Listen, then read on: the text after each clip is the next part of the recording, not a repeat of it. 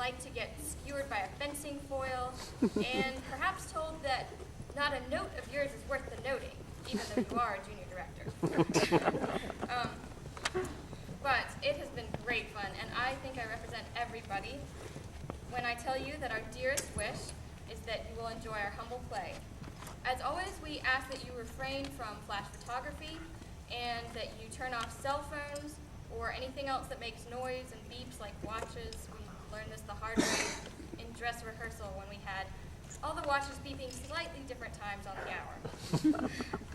And please do not hold back your sighs or tears or peals of laughter, because this is a great play and we would like you to enjoy it as much as possible.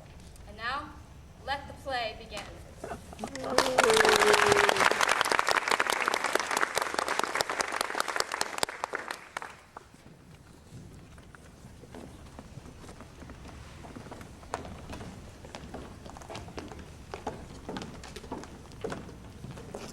I learn in this letter that Don Pedro of Aragon comes this night to Messina. He is very near by this. He was not 3 leagues off when I left him. How many gentlemen have you lost in this action? But few of any sort, and none of name. A victory is twice itself when the achiever brings home full numbers. I find here that Don Pedro hath bestowed much honor on a young Florentine called Claudio. He hath borne himself beyond the promise of his age, doing in the figure of a lamb the feats of a lion. I pray you, is Signor Montanto returned from the wars, or no? I know none of that name, lady. My cousin means Signor Benedict of Padua. Oh, he is returned, and pleasant as ever he was. Yet then good service, lady, in these wars. And a good soldier too, lady. And a good soldier to a lady, but what is he to a lord? A lord to a lord, a man to a man, stuffed with all honorable virtues. Indeed, it is so. He is no less than a stuffed man. You must not, sir, mistake my niece. There's a kind of merry war betwixt Signor Benedict and her.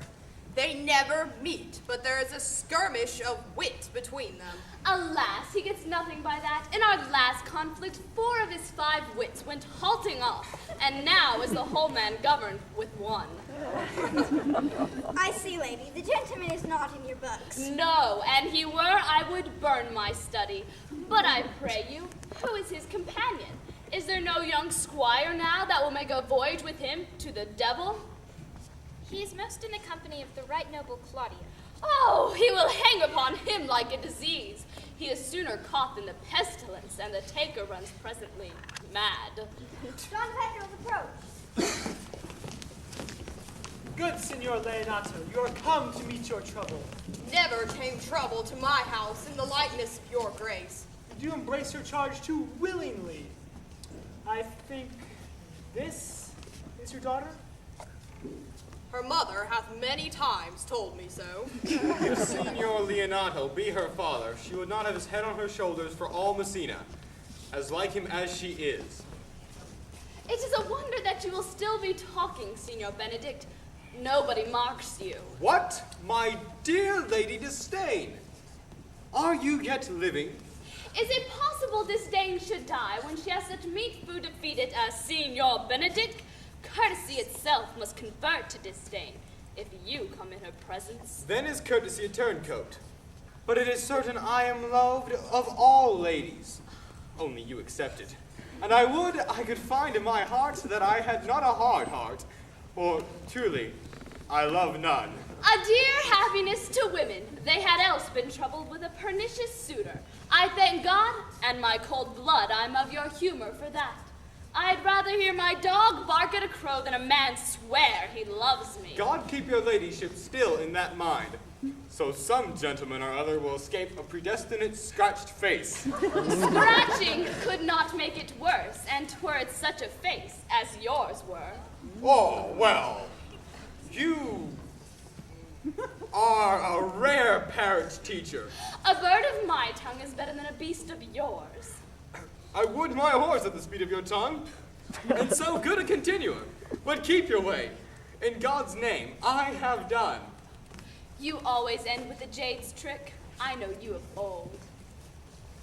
Signor Claudio, Signor Benedict, my good friend Leonato hath invited you all. I tell him we shall stay for, at the least, a month. Let me bid you welcome, my lord. Being reconciled to the prince your brother, I owe you all duty. I thank you. I'm not many words, but I thank you.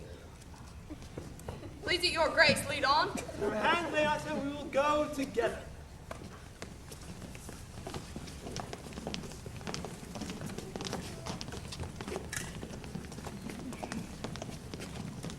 Benedict, what? Didst thou note the daughter of Signor Leonato? Why, in faith, methinks she's too low for a high praise, too brown for a fair praise, and too little for a great praise. Only this commendation I can afford her. Were she other than she is, she weren't handsome, and being none other but as she is, I do not like her. Thou thinkest I am in sport. I pray thee, tell me truly what thou thinkest of her. Would you buy her that you inquire after her? Can the world buy such a jewel? Jay? And a case to put it into. In mine eye, she is the sweetest lady that ever I looked on. I can see yet without spectacles, and I see no such matter. There's her cousin, and she were not possessed with a fury. Exceeds her as much in beauty as the 1st of May doth the last of December. But I hope you have no intent to turn husband. Have you? I would scarce trust myself, though I had sworn the contrary. If Hero would be my wife, Is't come to this? In faith, shall I never see a bachelor of threescore again? Look, Don Pedro has returned to seek you. What secret hath kept you here that you followed not to Leonato's? He is in love. With who now? That is your grace's part. Mark how short his answer be.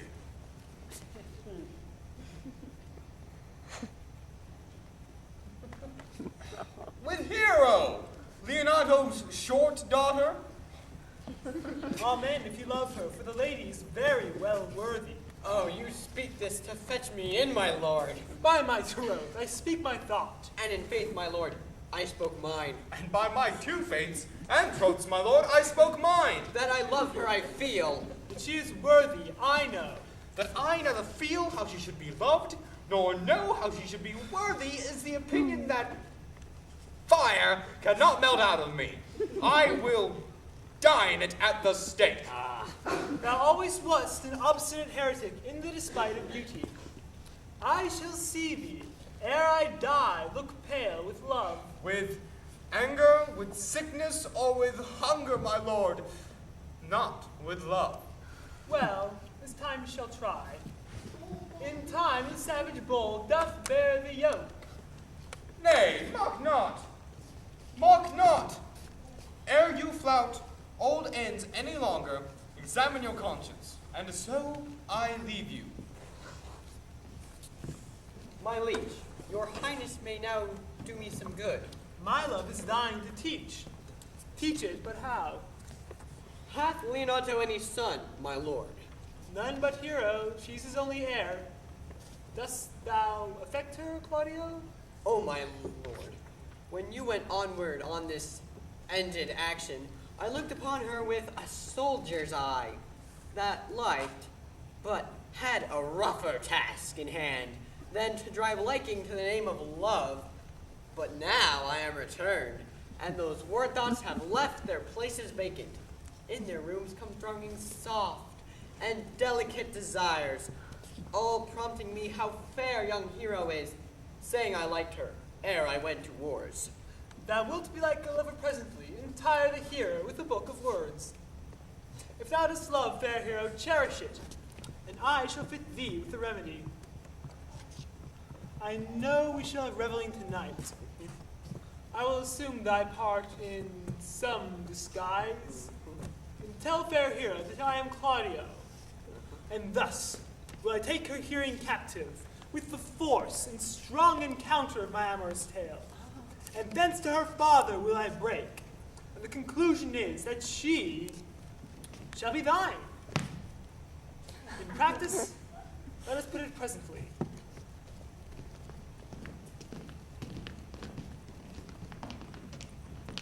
What the good year, my lord? Why are you thus out of measure sad? There is no measure for the occasion that breeds, therefore the sadness is without limit. You should hear reason, and when I have heard it, what blessing brings it? If not a present remedy, at least a patient sufferance. You have of late stood out against your brother, and he hath taken you newly into his grace, where it is impossible that you should take true root, but by the fair weather that you make yourself. It is needful that you frame the season for your own harvest. I had rather be a canker in a hedge than a rose in his grace. If I had my mouth, I would bite.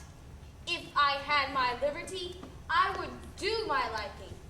In the meantime, let me be that I am, and seek not to alter me.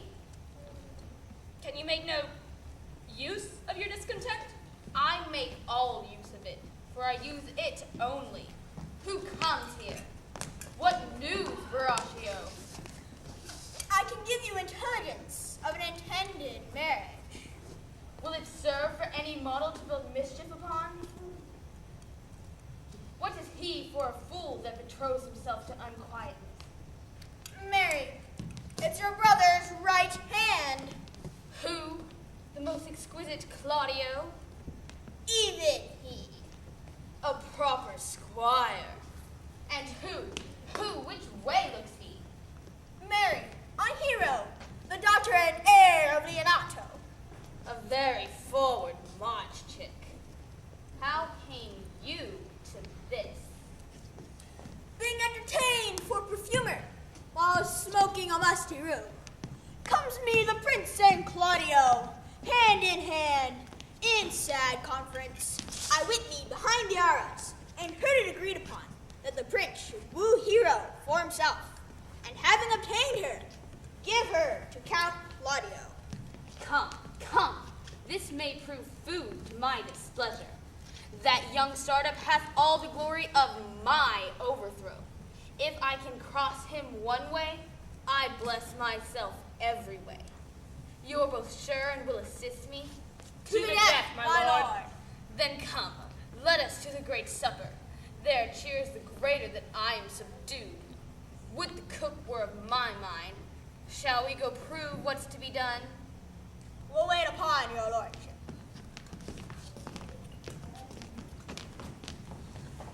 Was not Count John here at supper? I saw him not. How tart this gentleman looks. I never can see him, but I am heartburned an hour after. He is of a very melancholy disposition.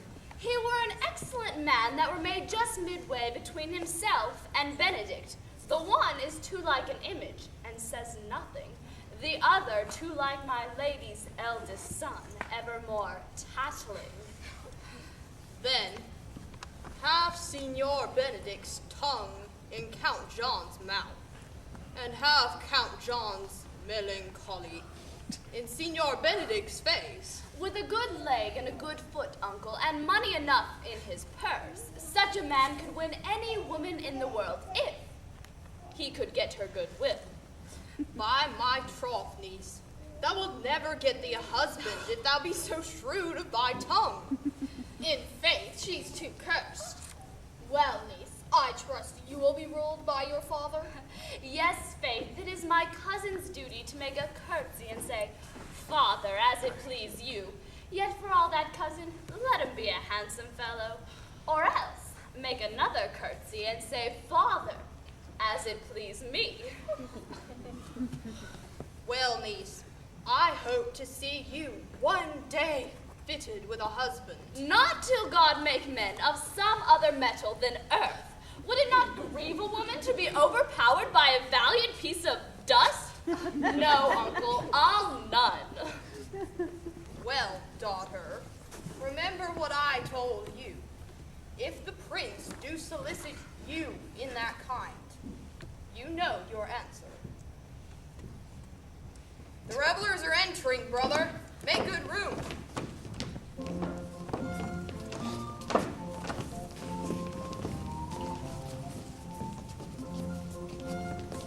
Lady, will you walk about with your friend? So you walk softly and look sweetly and say nothing.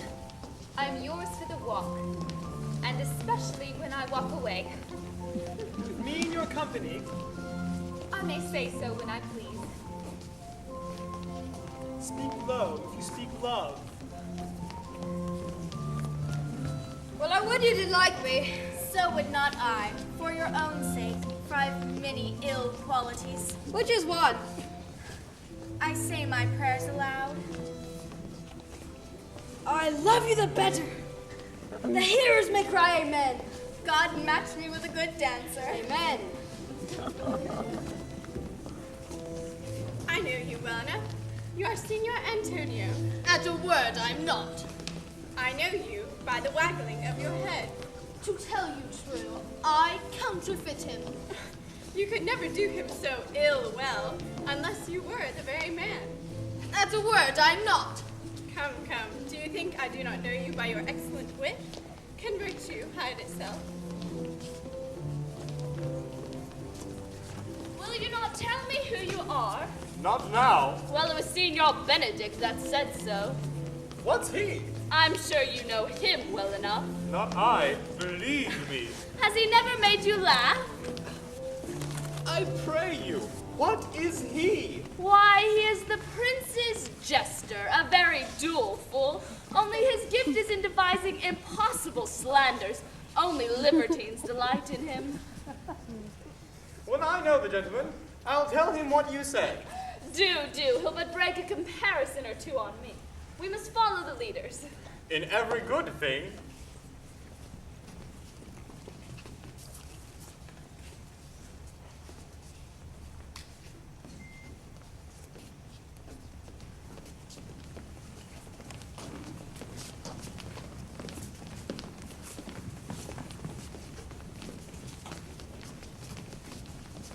Are you not Signor Benedict? You know me well. I am he. Signor, you are very near to my brother in his love. He is enamored on Hero. I pray you dissuade him from her, for she is no equal for his birth. How know you he loves her? I heard him swear his affections. So did I, too. And he swore you would marry her. Tonight. Come, let us to the great banquet.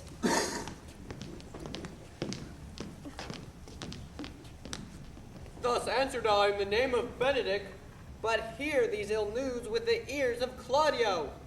'Tis certain so, the prince woos for himself. Friendship is constant in all other things, save in the offices and affairs of love. Farewell, therefore, Hero.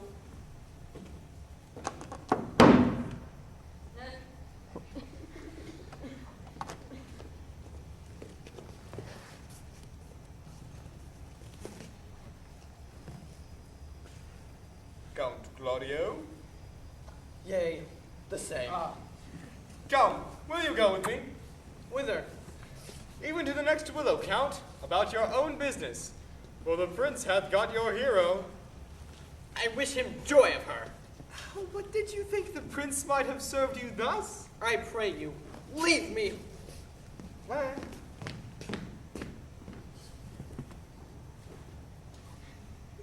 Alas, poor hurt fowl. And now will he creep into sedges. But that my lady Beatrice should know me. And not know me. The princess fool? Ha! Well, I'll be revenged as I may. Lady Beatrice hath a quarrel with you. The gentleman who danced with her hath told her she is much wronged by you. Oh, she misused me past the endurance of a block. She told me, not thinking I had been myself, that I was the prince's jester. She speaks poniards, and every word stabs.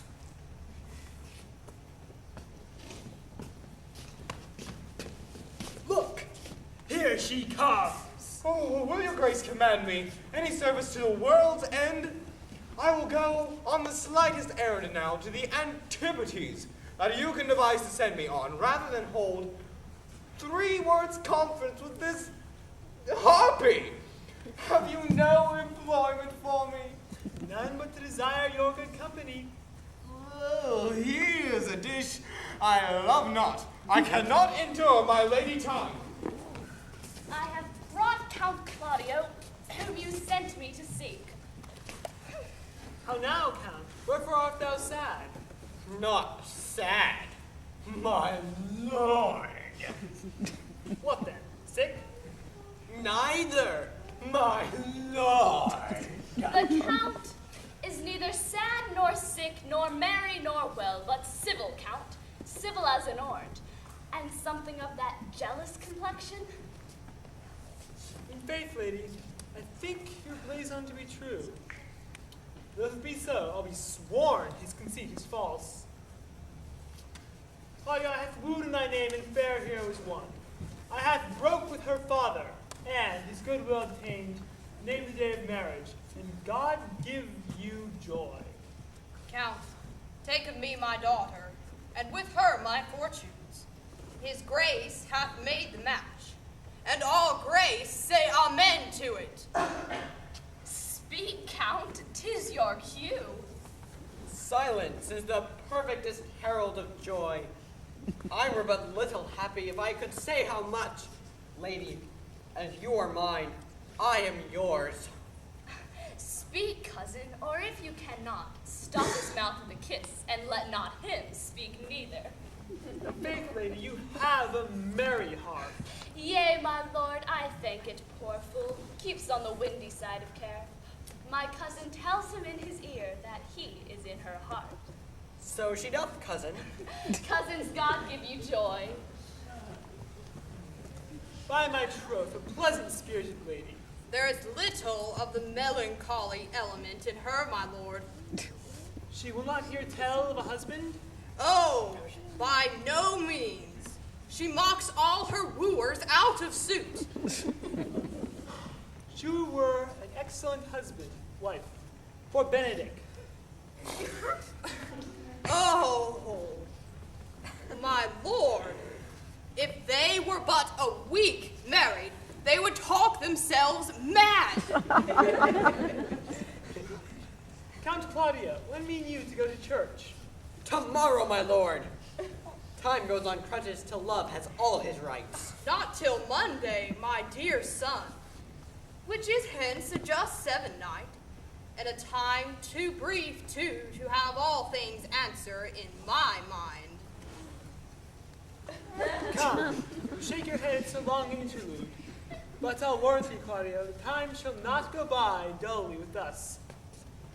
I shall, in the interim, undertake one of Hercules' labors, which is to bring Signor Benedict and the Lady Beatrice into a mountain of affection, one with the other. I fain would have it a match, and I doubt not but to succeed, if you 3 will render me such assistance as I may require. My lord, I am for you, though it cost me 10 nights' watchings. And I, my lord. And you too, gentle hero. I will do any modest office, my lord, to help my cousin to a good husband. If we can do this, then Cupid is no longer an archer. His glory shall be ours, for we are the only love gods. Come in with me, and I shall tell you my drift.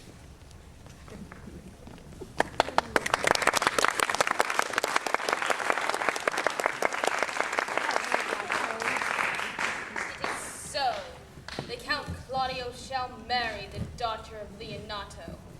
Yea, my lord. But I can cross it. Any bar, any cross, any impediment would be medicinable to me. I am sick in displeasure to him. How canst thou cross marriage. Not honestly, my lord, but so covertly that no dishonesty shall appear in me. Tell me briefly how. I think I told your lordship, a year since, how much I am in favor of Margaret, the waiting gentlewoman to Hero. I remember. I can, at any unseasonable instant of the night, appoint her to look out at our lady's chamber window. What life is in that to be the death of this marriage? The poison of that lies in you to temper. Go you to the prince your brother. Spare not to tell him that he has wronged his honor in marrying the renowned Claudio, whose estimation you do mightily hold up to contaminated stale, such a one as Hero. What proof shall I make of this? Proof enough to misuse the prince, to vex Claudio, to undo Hero, and kill Leonato. Look you for any other issue? Only to despite them, I will endeavor anything. Be you constant in your accusation, and my cunning shall not shame you. I will presently go learn their day of marriage.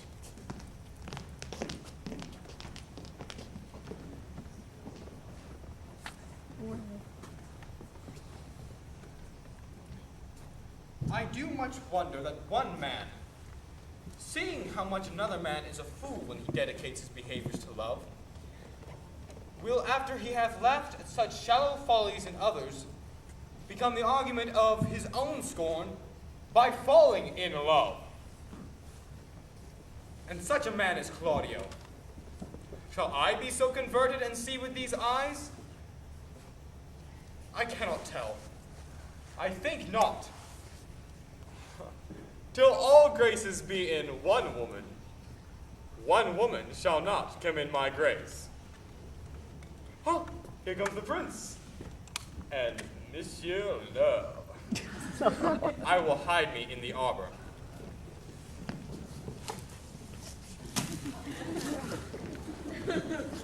See you where Benedict hath hid himself? Oh, very well, my lord.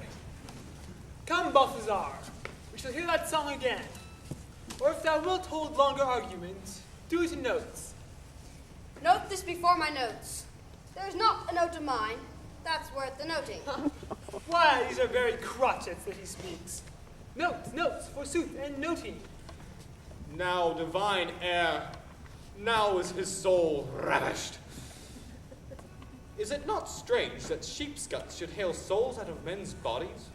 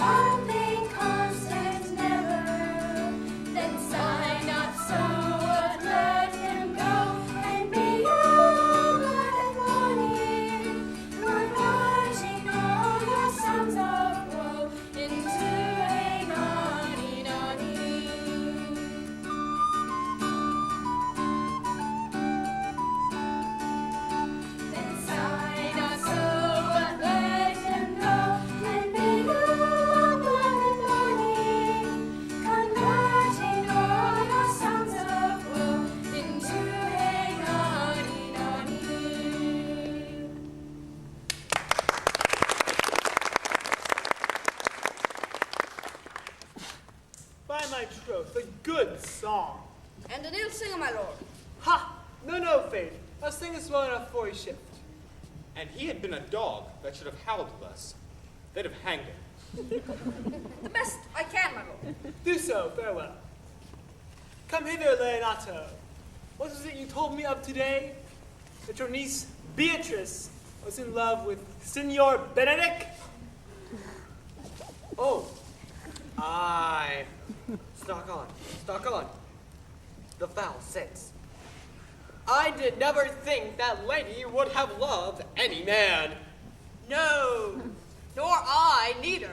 But most wonderful she should so dote on Signor Benedict, whom she hath in all outward behaviors seemed ever to abhor. Is't possible? framed in that corner? Maybe she doth but counterfeit. Faith, like enough. Counterfeit. There was never counterfeit of passion came so near the life of passion as she discovers it.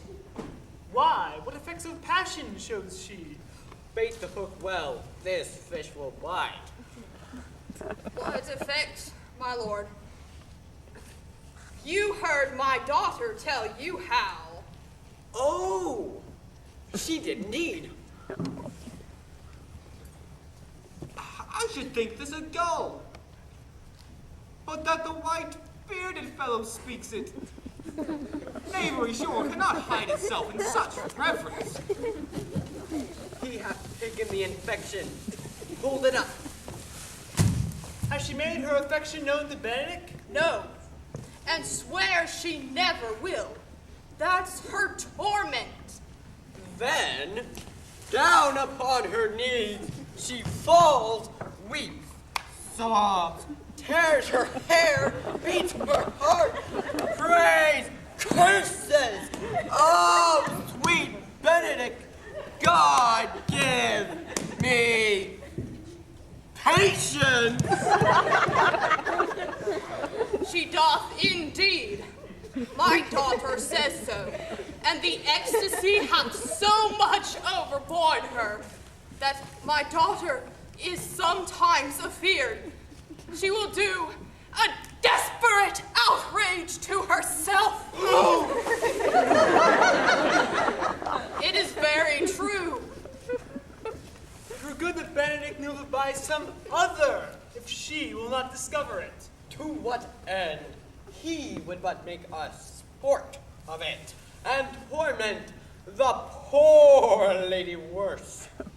And ye should, for alms, to hang him. For she is an excellent sweet lady, and, out of all suspicion, she is virtuous. And she is exceedingly wise. In everything but in loving Benedict. I pray you tell Benedict of it, and hear what he will say. Were it good, think you? Hero says, surely she will die. For she says she will die if he love her not, and she will die ere she make her love known, and she will die if he woo her, rather than she will bate one breath of her accustomed crossness. It were good that she should make tender of her love. 'Tis possible he'll scorn it. For the man, as you all know well, hath a contemptible spirit. Oh! He is a very proper man, He hath indeed a good outward happiness. for God and in my mind, very wise. In everything, but he doth show some sparks that are like wit. And I take him to be valiant. As Hector, I assure you, and in the management of his quarrels you may say that he is most wise. Either he doth avoid them with great discretion, or undertake them with the most Christian-like fear. I love Benedict well. I would have him modestly examine himself to see how unworthy he is of so good a lady. My lord, will you walk? Dinner is ready. If he do not dote upon her after this, I'll never trust my expectation. Let the same net be spread for her, that your daughter and her gentlewomen must carry. Let us send her in to call him into dinner.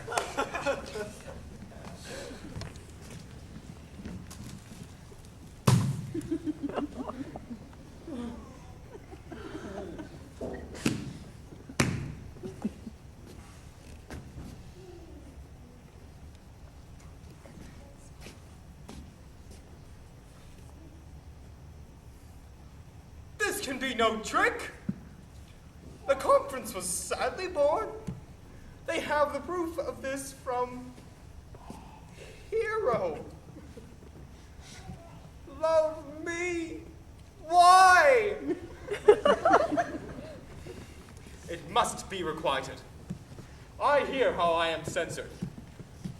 They say I will bear myself proudly if I perceive a love come from her.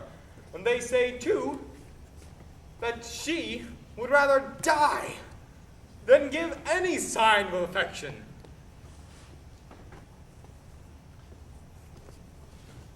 I did never think to be married. I must not seem proud. Happy are they that hear those attractions and can put them to mending. They say the lady is fair. 'Tis the truth. I can bear them witness. And virtuous 'tis so, I cannot reprove it. And wise, but for loving me. For by my truth, it is no addition to her wit. Nor no great argument of her folly. For I will be horribly in love with her. I may yet have some odd quirks and remnants of wit broken on me, because I have railed so long against marriage. Shall quips and sentences and these paper bullets of the brain awe a man from the career of his humor? No! The world must be peopled. When I said I would die a bachelor, I didn't think I'd live till I were married. Oh, here comes Beatrice.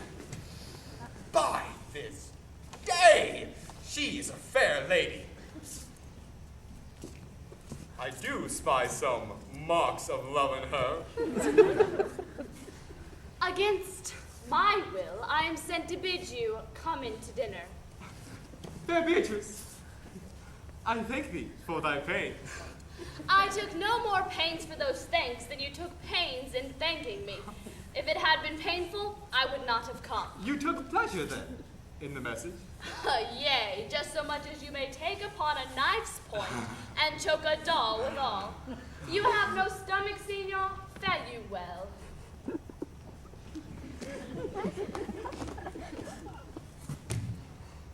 Ha!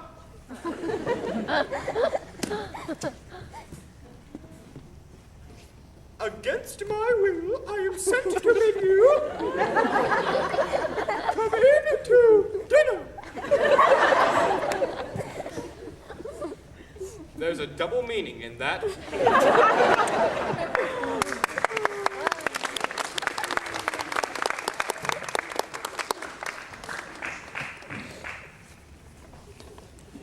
Good Margaret, run me to the parlor.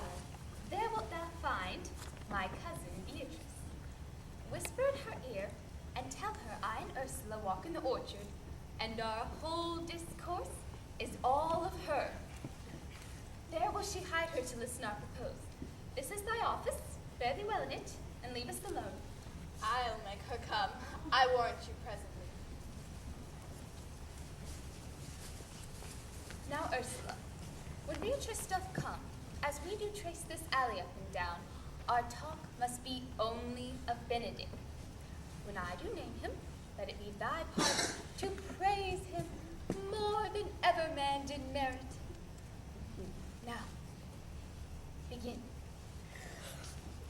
But are you sure that Benedick loves Beatrice so entirely? So says the prince, and my new troth lord. And did they bid you tell her of it, madam? They did entreat me to acquaint her of it, but I persuaded them, if they loved Benedick, to wish him wrestle with affection, and never to let Beatrice know of it. Why did you so? Nature never framed a woman's heart of prouder stuff than of Beatrice. Disdain and scorn ride sparkling in her eyes. She cannot love. Yet tell her of it. Hear what she will say. No. Rather, I will go to Benedick, and counsel him to fight against his passion. Oh, do not do your cousin such a wrong. She cannot be so much without true judgment, having so swift and excellent a wit as she's prized to have, as to refuse so rare a gentleman as Signor Benedick. He is the only man of Italy, always accepted, my dear Claudio. When are you married, madam? Why, every day. Tomorrow. Come, go in. She is limed. I warrant you we have caught her, madam. If it proves so, then loving goes by haps. Some Cupid kills with arrows, some with traps. What fire is in mine ears? Can this be true? Stand I condemned for pride and scorn so much? Contempt, farewell, and maiden pride, adieu. No glory lives behind the backs of such. And Benedict, love on, I will requite thee, taming my wild heart to thy loving hand. If thou dost love, my love shall incite thee to bind up our loves in a holy band. For others say thou dost deserve, and I believe it better than reportingly.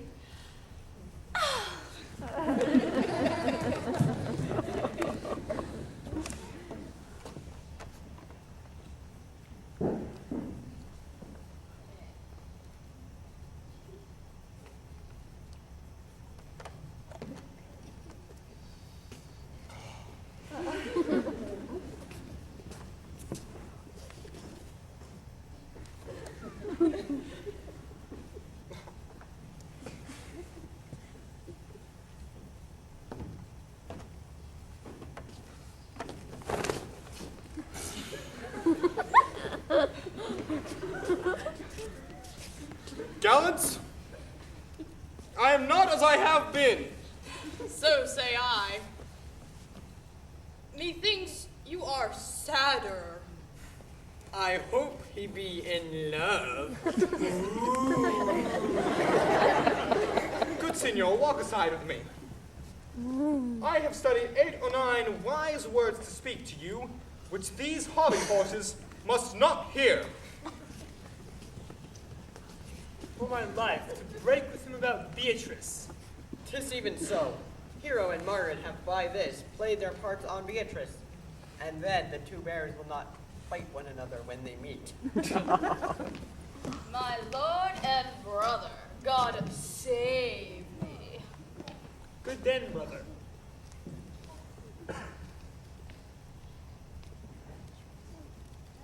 If your leisure served, I would speak with you. In private? If it pleases you, yet the Count Claudio may hear. For what I would speak of concerns him. What's the matter?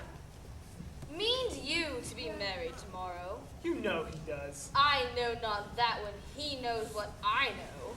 If there be any impediment, I pray you discover it. You may think I love you not. Let that appear hereafter and aim better at me. By that I now will manifest.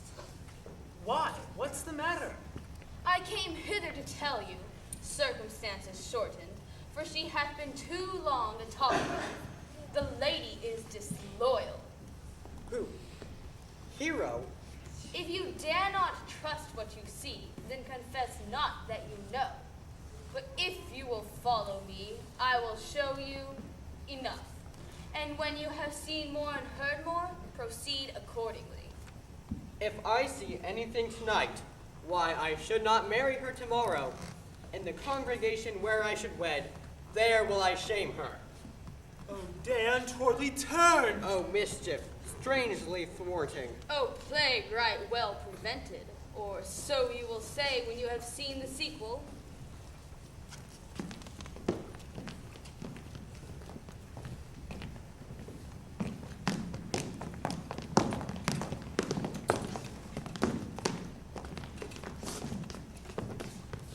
Are you good men and true? Yea, or else it were a pity they should suffer salvation, body and soul. Nay, that were a punishment too good for them, if they should have any allegiance in them, being chosen for the prince's watch. Well, give them their charge, neighbor Dogberry. First, who think you the most desertless man to be constable? Hugh Oakhick, sir, or George C. Colfer. They can write and read. Come hither, neighbor Seacole. God hath blessed you with a good name.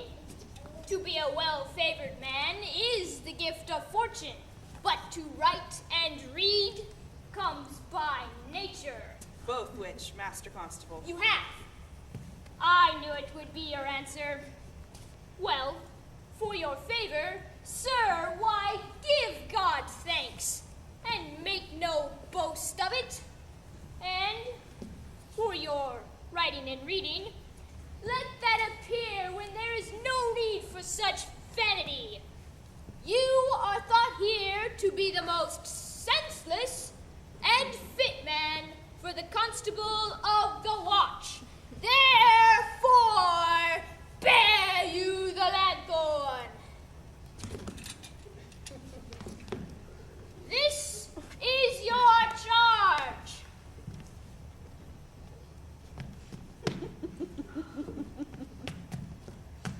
You shall comprehend all vagrom men. You are to bid any man stand in the prince's name. How? You'll not stand. Why then, take no note of him, but let him go, and presently call the rest of the watch together, and thank God you are rid of a knave. He will not stand when he is bidden. He is none of the prince's subjects. True, and you are to meddle with none but the prince's subjects. You shall also make no noise in the streets, for the watch to babble and to talk is most tolerable, and not to be endured. We'd rather sleep than talk. We know it belongs to a watch. Why, you speak like an ancient and most quiet watchman, for I cannot see how sleeping should offend. Well, you are to call at all the alehouses and bid those that are drunk get them to bed. How if they will not? Why, then, let them alone till they are sober. If they make you not, then the better answer. You may say they are not the men you took them for. Well, sir. If you meet a thief, you may suspect him, by virtue of your office, to be no true man. And, for such kind of men, the less you meddle or make with them, why, the more is for your honesty. If we know him to be a thief, should we not lay hands on him? Truly, by your office you may, but I think they that touch pitch will be defiled. The most peaceable way for you, if you do take a thief, is to let him show himself what he is and steal out of your company. You have been always called a merciful man, partner. Truly, I would not hang a dog by my will, much more a man who hath any honesty in him.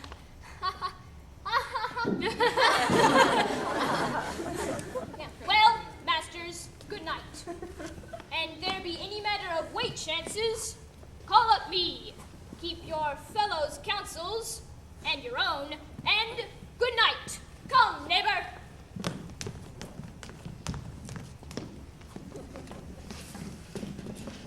Well, masters, we hear our charge. Let us sit here until 2, and then I'll go to bed. One word more, honest neighbors.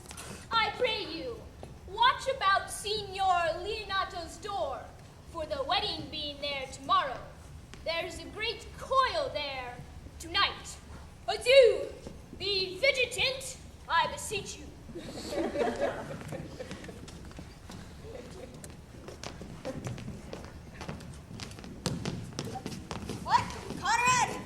Peace, stir not. Claudian, I say! Here, man, I'm at thy elbow. Mass, my elbow itched. I thought there would a scab follow. I will owe thee an answer for that. Now, forward with thy tale. Stand thee close then, under this penthouse, for it drizzles rain, and I will, like a true drunkard, utter all to thee. Some treason, masters. Yet, stand close. Therefore note, I have earned of Don John 1,000 ducats. Is it possible that any villainy should be so dear? Thou shouldst rather ask if were possible any villainy should be so rich. I wonder at it. Not so neither, but know that I have tonight wooed Margaret, the waiting gentlewoman to Hero, by the name of Hero. She leans me out at her lady's chamber window, bids me 1,000 times good night. I tell this tale violent. I should first tell thee how the prince, Claudio, and my master, planted and placed and possessed by my master Don John, saw far off in the orchard this amiable encounter. And thought they Margaret was Hero? 2 of them did. The prince and Claudio. But the devil, my master, knew she was Margaret, and partly by his oaths which first possessed them, partly by the dark which did deceive them, but chiefly by my villainy, which did confirm any slander Don John had made. Away went Claudio enraged, swore he would meet her, as he was appointed, next morning at the temple, and there, before the whole congregation, shame her with what he saw o'ernight, and send her home again without a husband. Charge you in the prince's name. Stand! Call up the right master constable. We have here recovered the most dangerous piece of lechery that ever was known in the Commonwealth. We are like to prove a goodly commodity, being taken up of these men's bills. A commodity in question. Come, we'll obey you.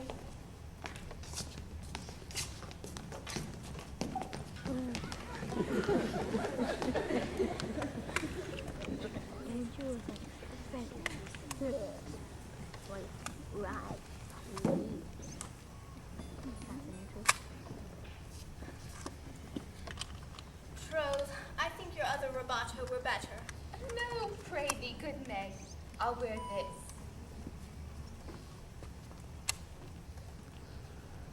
How now? Good morning, cuz. Good morrow, sweet cuz. Good morrow. You speak in the sick tune. I am out of all other tunes, I think. Get you some of this distilled Cardus Benedictus and lay it to your heart. It is the only thing for a qualm. There thou prickest her with a thistle. Benedictus? Why Benedictus? You have some moral?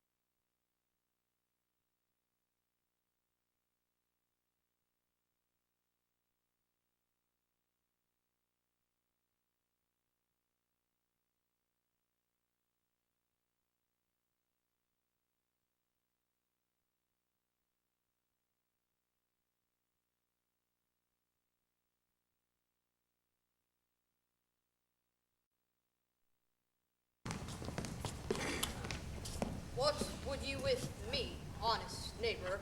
Marry, sir. I would have some confidence with you that discerns you nearly. Brief, I pray you, for you see it is a busy time with me. Marry, this it is, sir. Yes, in truth it is, sir. Neighbors, you are tedious. It pleases your worship to say so. But we are the poor duke's officers. But truly, for my own part, if I were as tedious as a king, I could find in my heart to bestow it all of your worship. All thy tediousness on me. Oh, I would fain know what you have to say. Marry, sir, our watch tonight, accepting your worship's presence, hath taken a couple of errant knaves any in Messina. A good old man, sir. He will be talking. I must leave you. One word, sir. Our watch, sir, hath indeed comprehended 2 auspicious persons, and we would have them this morning examined before your worship. Take their examination yourselves and bring it me. I am now in great haste, as may appear unto you. It shall be suffigance. Drink some wine ere you go. Very well. Go, good partner, go. Get you to Francis Seacole. Bid him bring his pen and inkhorn to the jail. We are now to examination these men, And we must do it wisely. we will spare for no wit, I warrant you. Here's that shall drive some of them to a non-com. Only get the learned writer to set down our excommunication and meet me at the jail.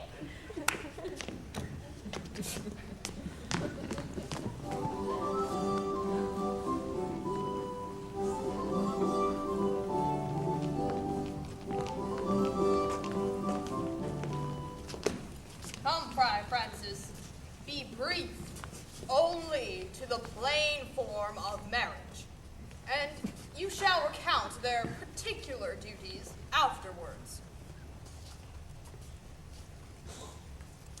You come hither, my lord, to marry this lady. No. To be married to her, friar. You come to marry her.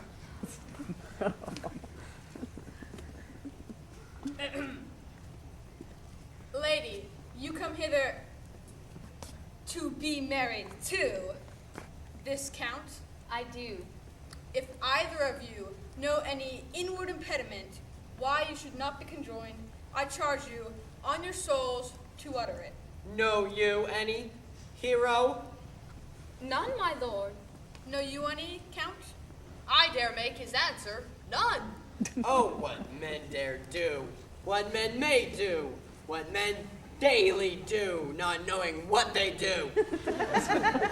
How now, interjections? Why then, some be of laughing as he. Stand thee by, friar. Father, by thy leave. There, Leonato, take her back again. Give not this rotten orange to your friend. What do you mean, my lord? Not to be married, not to knit my soul to an approved wanton. Is my lord well that he doth speak so wide? Sweet prince, why speak not you? Why should I speak? I stand dishonored, and gone about to link my dear friend to a common stale. Are these things spoken, or do I but dream? Sir, they are spoken, and these things are true. This looks not like a nuptial. Let me but move one question to your daughter, and by that fatherly and kindly power that you have in her, bid her answer truly. I charge thee, do so, as thou art my child. Oh God, defend me! How I am beset! and call you this.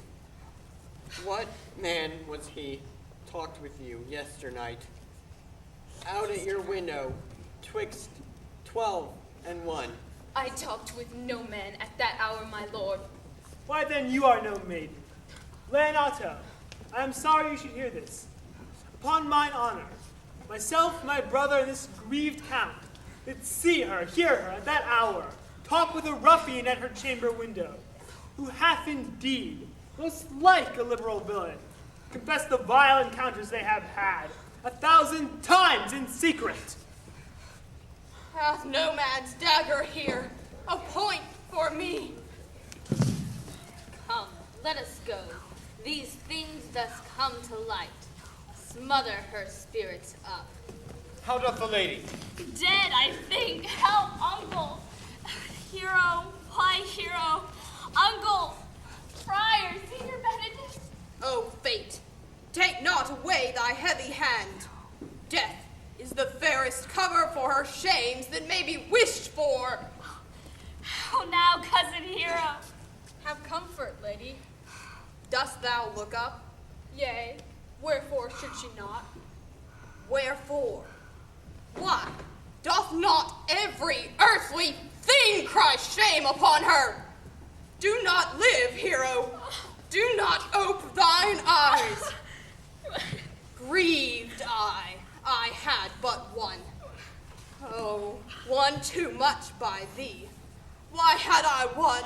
Why ever wast thou lovely in mine eyes? But mine, and mine I loved, and mine I praised, mine that I was proud on, and mine so much that I myself was to myself not mine, valuing of her. Why, she, oh, she is fallen into a pit of ink that the wide sea hath drops too few to wash her clean again. Sir, be patient. For my part, I am so attired in wonder, I know not what to say. Oh, on my soul, my cousin is belied. Would the two princes lie, and Claudio lie, who loved her so that, speaking of her foulness, washed it with tears? Hence from her, let her die. Hear me a little. By noting of the lady, I have marked 1,000 blushing apparitions to start into her face. Call me a fool if this sweet lady lie not guiltless here under some biting error. There is some misprison in the princes. 2 of them have the very bent of honor. And if their wisdoms be misled in this, the practice of it lives in John the Bastard, whose spirits toil in frame of villainies. If they wrong her honor, the proudest of them shall well hear of it. Pause a while, and let my counsel sway you in this case. Your daughter here, the princess left for dead. Let her a while be secretly kept in, and publish it that she is dead indeed. What shall become of this? What will this do? Marry, this well carried shall, on her behalf, change slander to remorse, and that is some good. But not for that dream, I on this strange course, but on this travail look for greater birth, she dying, as it must be so maintained, upon the instant that she was accused, shall be lamented, pitied, and excused of every hearer. So shall it fare with Claudio.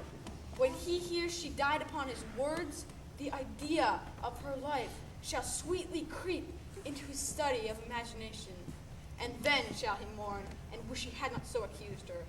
Nay, though he thought his accusation true. Signor Leonato, let the friar advise you. Being that I flow in grief, the smallest twine may lead me. 'Tis well consented. Presently away. Come, lady, die to live. This wedding day perhaps is but prolonged. Have patience and endure.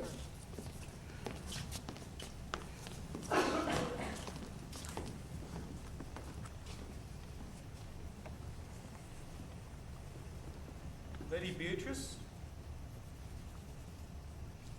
Have you wept all this while? Yea, and I will weep a while longer.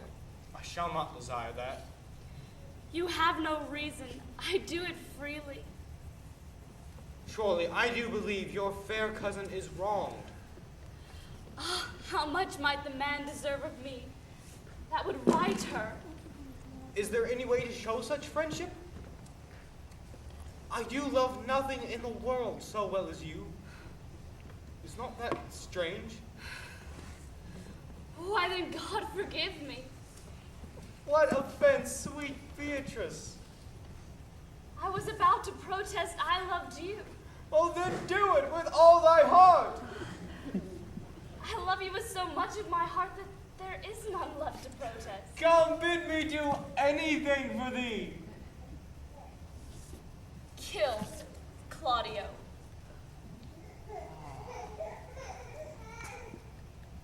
Not for the wide world. You kill me to deny it. Farewell. Tarry, sweet Beatrice. I am gone though I am here. There is no love in you. Let me go. Beatrice! In faith, I will go. We'll be friends first.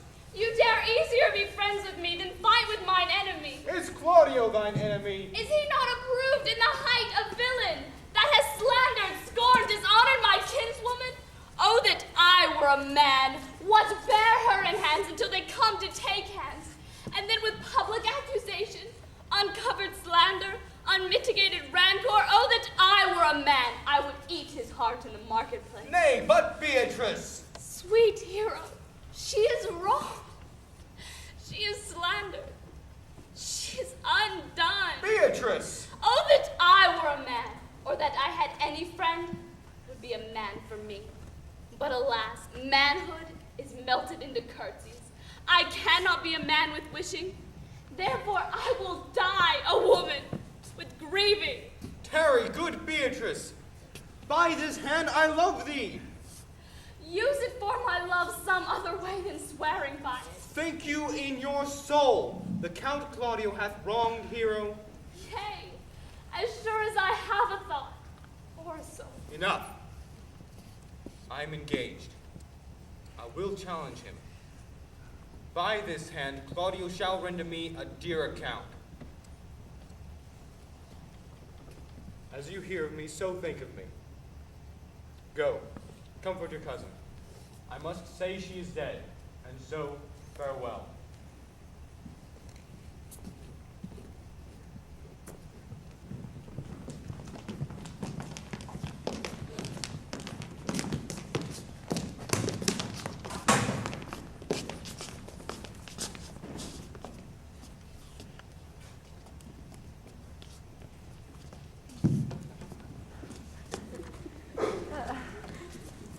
Is our whole dissembly appeared? Which be the malefactors. Marry, that am I and my partner. But which are the offenders that are to be examined? What is your name, friend? Borachio. Pray, write down Borachio. Yours, sirrah? I am a gentleman, sir, and my name is Conrad. Write down Master Gentleman Conrad. Masters, do you serve God? Yea, sir. Sure. We hope. Write down that they hope they serve God. and write God first.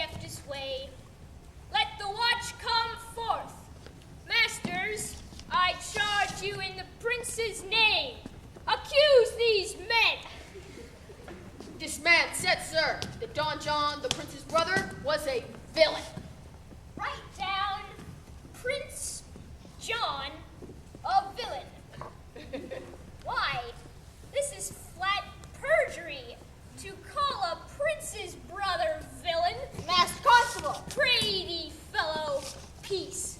I do not like thy look. I promise thee. What heard you him say else? Mary, he received 1,000 ducats of Don John for accusing the lady hero wrongfully. Flat burglary, as ever was committed. Aye, by the mass it is. What else, fellow? And that Claudio did mean, upon his words, to disgrace Hero before the whole assembly, and not marry her. Oh, villain! Thou wilt be condemned into everlasting redemption for this! What else? This is all. And this is more, masters, than you can deny. Prince John is this very morning secretly stolen away. Hero was in this manner accused, in this very manner refused, and, upon the grief of this, suddenly died.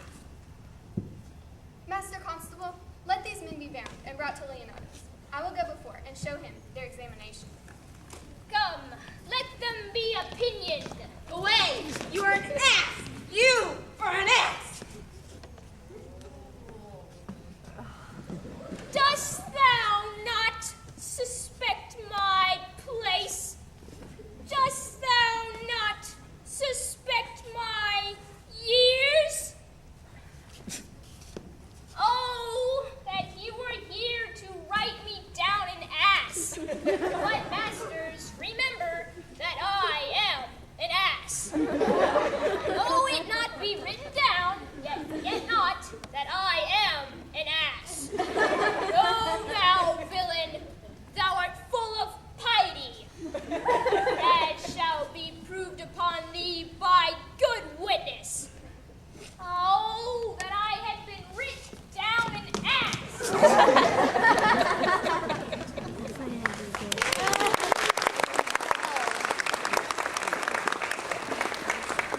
If you go on thus, you will kill yourself.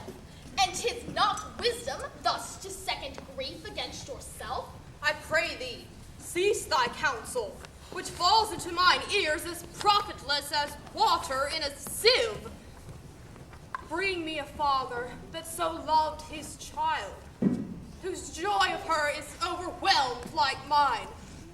If such a one will smile and stroke his beard, bring him yet to me, and I of him will gather patience. But there is no such man. For, brother, men can counsel and speak comfort to that grief which they themselves not feel, but tasting it, their counsel turns to passion. No, no, 'tis all men's office to speak patience to those that wring under the load of sorrow. But no man's virtue, nor sufficiency to be so moral when he shall endure the like himself. Therefore, give me no counsel. Yet bend not all the harm upon yourself. Make those that do offend you suffer too. There thou speakest reason. Nay, I will do so. My soul doth tell me Hero is belied, and that shall Claudio know.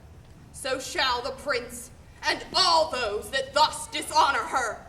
Here come the prince and Claudio hastily. Good day, good day. Good day to both of you. Hear you, my lords.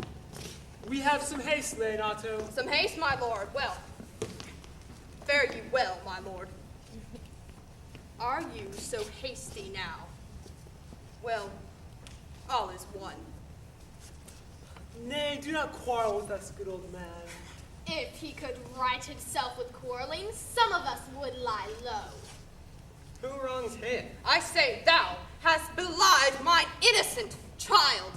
Thy slander hath gone through and through her heart, and she lies buried with her ancestors. Oh, in a tomb where never scandal slept, save this of hers, framed by thy villainy. My villainy? Thine, Claudio. Thine, I say. You say not right, old man. My lord. My lord. I'll prove it on his body, if he dare. Away, I will not have to do with you. Canst thou so daff me? Thou hast killed my child. If thou killst me, boy, thou shalt kill a man. He shall kill two of us, and men indeed. Come, follow me, boy. Come, sir, boy. Come, follow me, sir, boy. I'll whip you from your foining fence. Nay, as I am a gentleman, I will. Brother. Content yourself. God knows I love my niece, and she is dead, slandered to death by villains. Boys, apes, braggarts, jacks, milksops. Brother Antony. Do not meddle. Let me deal in this.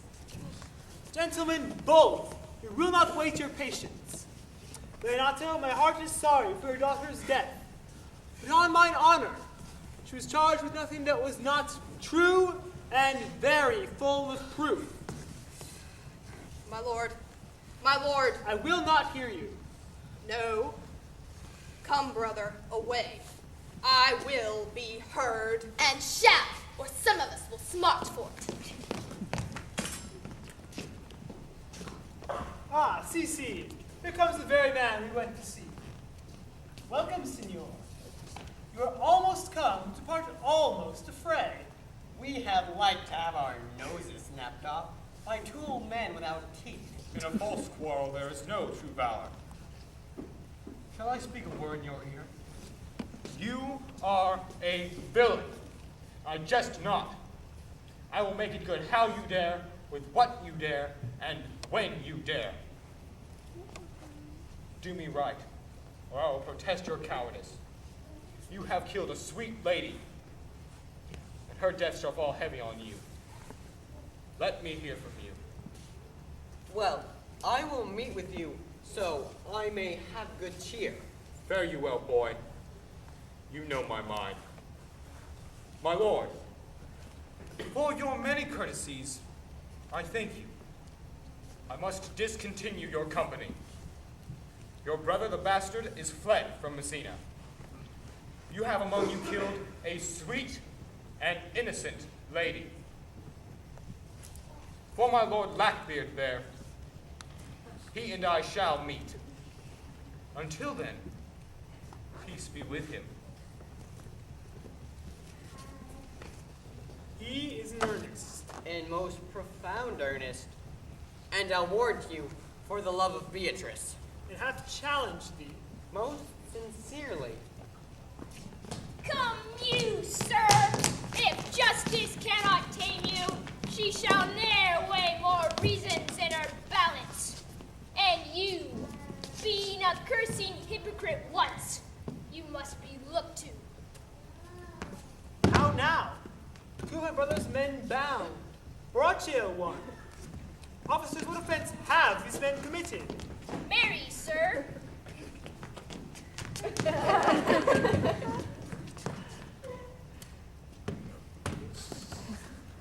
They have committed false report.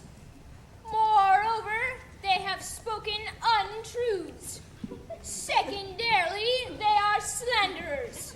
Sixth and lastly, they have belied a lady. Thirdly, they have verified unjust things.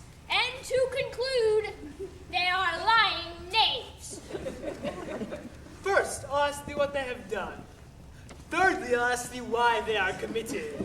Sixth and lastly, what you lay to their charge. And to conclude, why they are committed.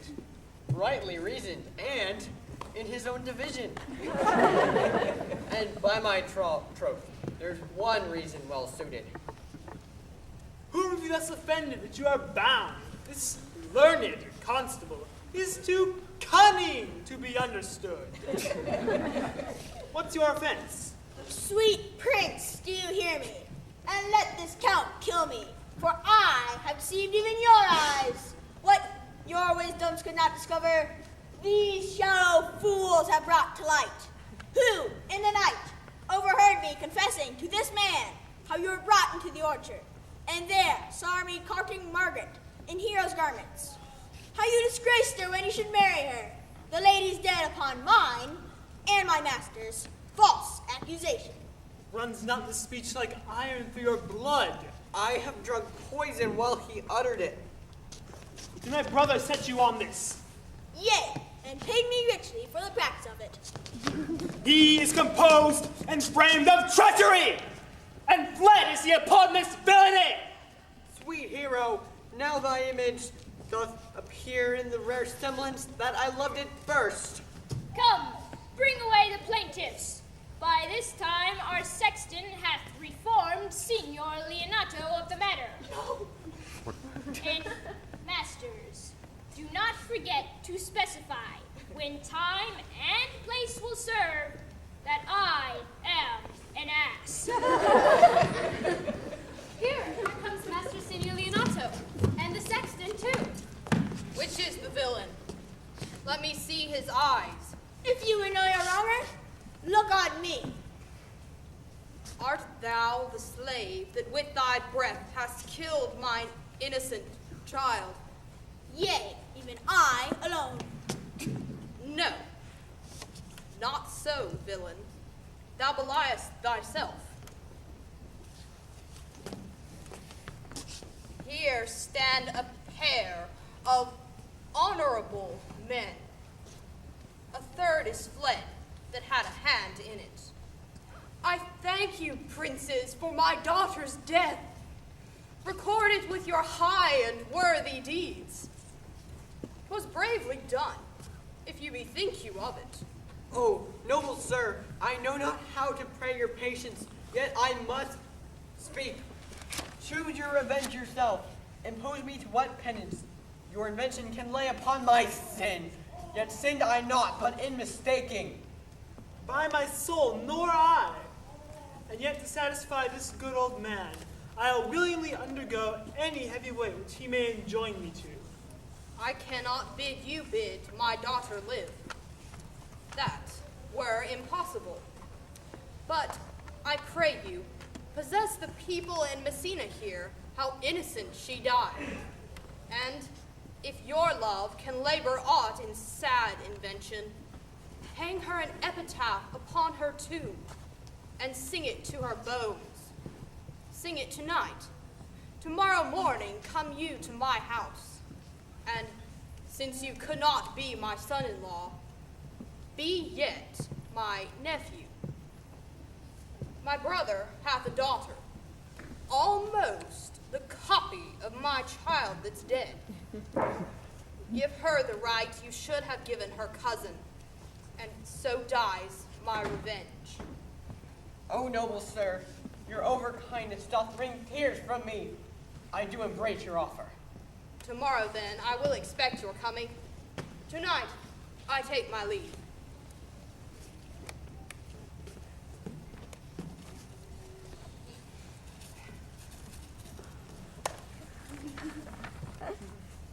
I thank thee for thy care and honest pains. Your worship speaks like a most thankful and reverend youth, and I praise God for you. There's for thy pains. God save the foundation!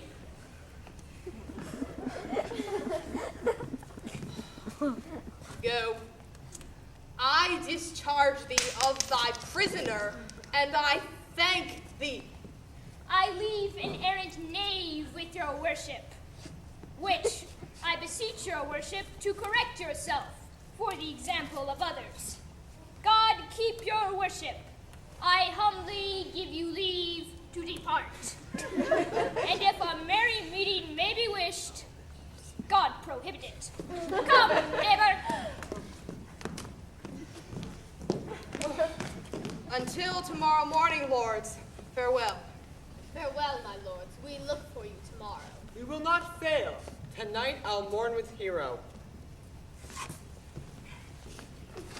Bring you these fellows on.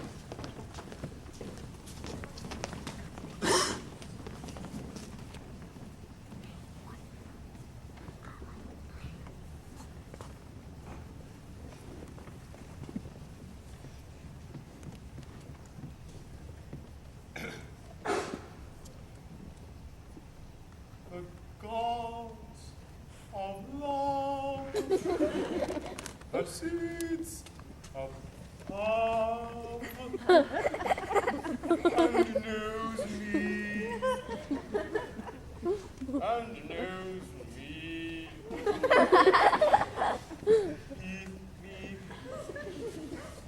How pitiful I deserve. I mean in singing, but in loving. Leander, the good swimmer, Troilus, the first employer of panders, and a whole book full of these quondam carpetmongers whose names yet run smoothly in the even road of a blank verse. Why, they were never so truly turned over and over as my poor self in love. Mary, I cannot show it in rhyme. I have tried. I can find out no rhyme to lady, but baby. An innocent rhyme. For scorn, horn. A hard rhyme. For school, fool, a babbling rhyme. All very ominous endings. No, I was not born under a rhyming planet. Nor I cannot woo in festival terms. Ah, sweet Beatrice. Didst thou come when I called thee? Yea, Signor, and depart when you bid me. Oh, stay, but till then. Then is spoken. Fare you well now. And ere I go, let me go with that I came, which is with knowing what hath passed between you and Claudio. Only foul words, and whereupon I will kiss thee. Foul words is but foul wind, and foul wind is but foul breath, and foul breath is noisome. Therefore I will depart unkissed. Thou hast frightened the word out of its right sense. So forcible is thy wit. But I must tell thee plainly. Claudio undergoes my challenge, and either I must shortly hear from him, or I will prescribe him a coward. And I pray thee now, tell me, for which of my bad parts didst thou first fall in love with me? For them all together, but for which of my good parts did thou first suffer love for me? Suffer love? A good epithet. I do suffer love, for I love thee against my will. And in spite of your heart, I think. Alas, poor heart. Thou and I are too wise to woo peaceably. Now tell me, how doth your cousin? Very ill. How do you? Very ill too. Serve God. Love me and men. And there will I leave you to, for here comes one in haste. Madam, you must come to your uncle. It is proved my lady here hath been falsely accused, the prince and Claudio mightily abused, and Don John is the author of all, who is fled and gone.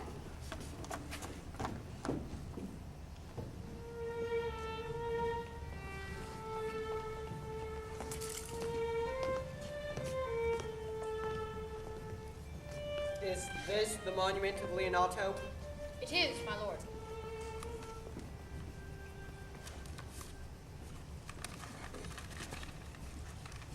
Done to death by slanderous tongues was the hero that here lies. Death in guerdon of her wrongs gives her fame which never dies. So the life that died with shame lives in death with glorious fame.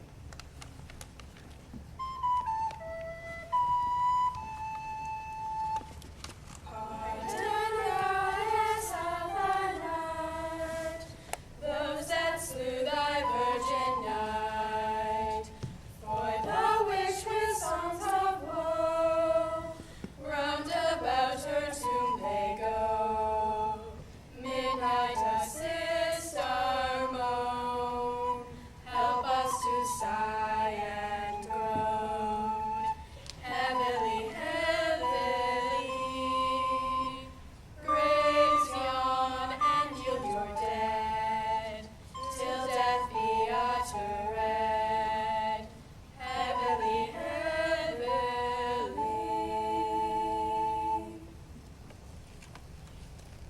Now unto thy bones good night.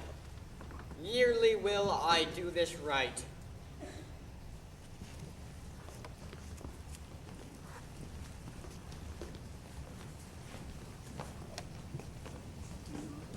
Did I not tell you she was innocent? So are the prince and Claudio, who accused her upon the error that you heard debated. Well, I'm glad all things sort so well. As am I, being else, by faith, enforced to call young Claudio to a reckoning for it. Well, daughter, and you gentlewomen all, withdraw into a chamber by yourselves, and when I send for you, come hither masked. The prince and Claudio promised by this hour to visit me. You know your office, brother. You must be father to your brother's daughter and give her to young Claudio. Which I will do with confirmed countenance. Friar, I must entreat your pains, I think, To do what, signor? to bind me or undo me, one of them. Signor Leonardo, truth it is, good signor, your niece regards me with an eye of favor? The sight whereof I think you had from me, from Claudio, and the prince. But what's your will? Your answer, sir, is enigmatical. But for my will is your goodwill will stand with powers this day to be conjoined in the state of honorable marriage, in which, good friar, I shall desire your help. My heart is with your liking. And my help. Look, here comes the prince and Claudio. Good morrow to this fair assembly. Good morrow, prince. Good morrow, Claudio. We here attend you. Are you yet determined today to marry with my brother's daughter? I'll hold my mind. Were she in Ethiopia? Call her forth, brother. Here's the friar ready.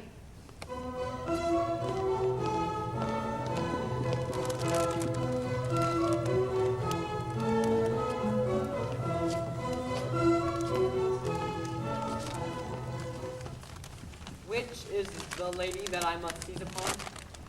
The same as she, and I do give you her. Sweet, let me see your face. No, that you shall not, till you take her hand before this friar and swear to marry her. Give me your hand before this holy friar. I'm your husband, if you like of me. And when I lived, I was your other wife. And when you loved, you were my other husband. Another hero. Nothing certainer. One hero died, defiled. But I do live, and as surely as I live, I'm a maid. Another hero. The hero that is dead. She died, my lord, but whilst her slander lived. All this amazement can I qualify, when after that the holy rites are ended, I will tell you largely of fair hero's death. Meanwhile, let wonder seem familiar, and to the chapel let us presently. Soft and fair, friar. Which is Beatrice? I answer to that name.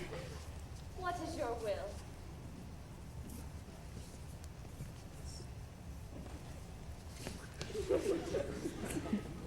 Do not you love me? Why, no. No more than reason. Why then your uncle and the prince and Claudio have been deceived.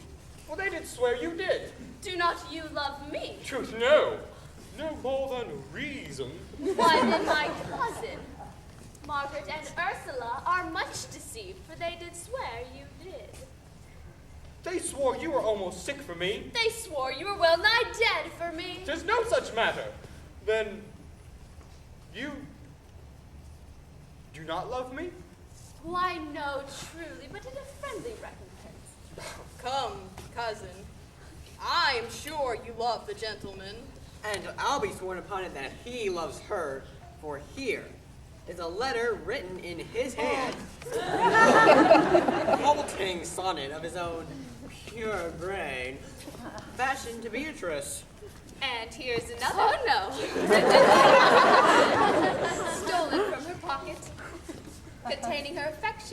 Benedict.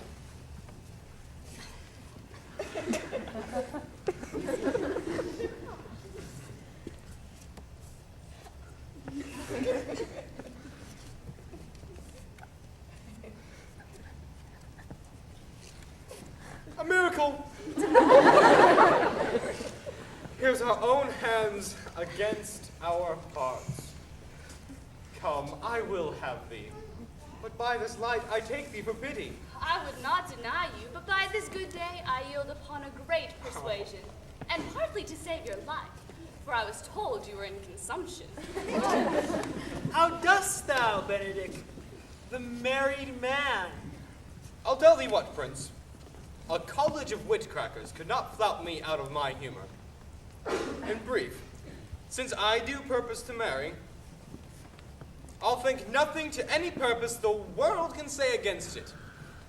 And therefore, do not flout at me for what I have said against it.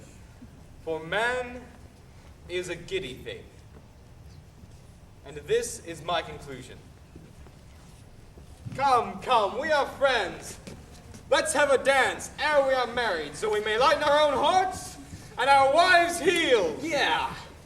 We'll have dancing afterward. No! Prince, thou art sad. Get thee a wife. Get thee a wife. My lord, your brother John is taken in flight and brought with armed men back to Messina. Think not on him till tomorrow. I'll devise the brave punishments for him. Strike up pipers!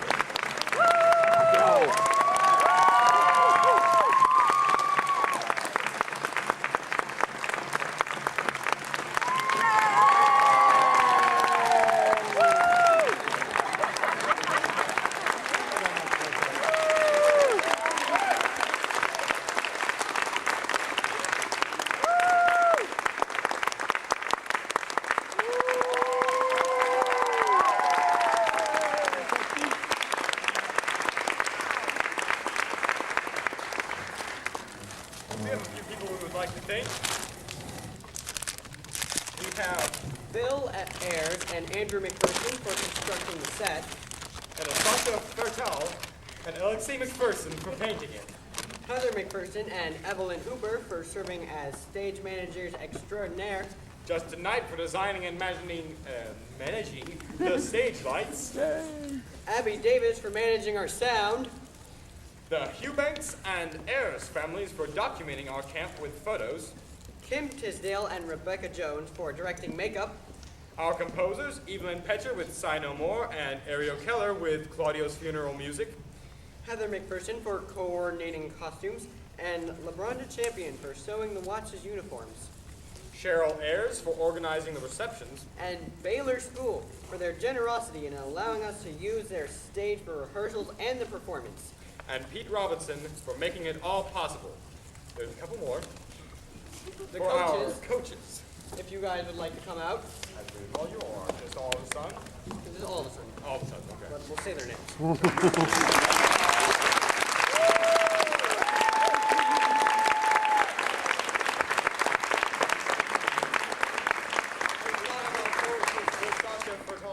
Heather McPherson. Rebecca Jones. Evelyn Petcher. Evelyn Hooper. Alexei McPherson. Colleen Murphy. Anton Fleischner. Merrill Hacker. Garulian, Abby Davis, Ling May Petcher, Diane Cosby, and Joyce McPherson, who also served as our producer.